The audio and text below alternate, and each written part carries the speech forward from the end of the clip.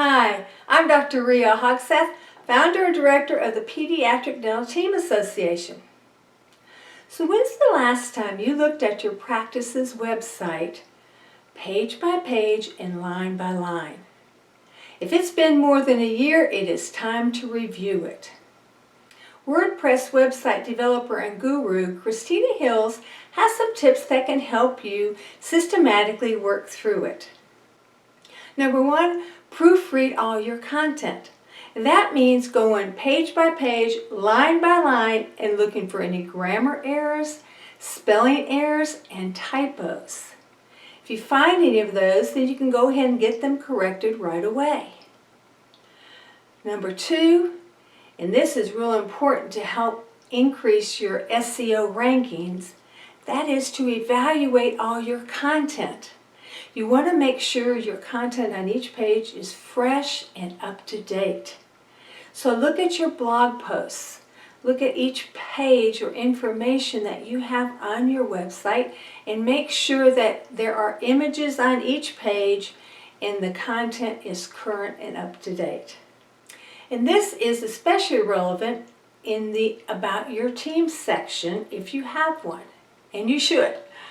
So you want to make sure that all of your current team members have photos. So remove any photo or any information from any team member that's no longer with your practice and make sure you have bios and photos of all your current team members. If you want them all to be cohesive and look alike, then just find a background in your office that you like, use your camera on your iPhone, and take shoulders up photos, headshots, and update all their bios. This is especially relevant if you have bios that talk about how long they've been with your practice or how long they've been in the dental field or the pediatric dental field. You want to make sure you update that every year so that it is correct. Number three, you want to make sure that your website is mobile friendly. And that's easy to do. Just pull out your iPhone and look at it. Make sure that it is easily viewable and easily usable. If you have any buttons for them to click on your website, make sure that those are functional and work well on your mobile devices. Now here's another tip that's not part of her article, but I think it's very relevant.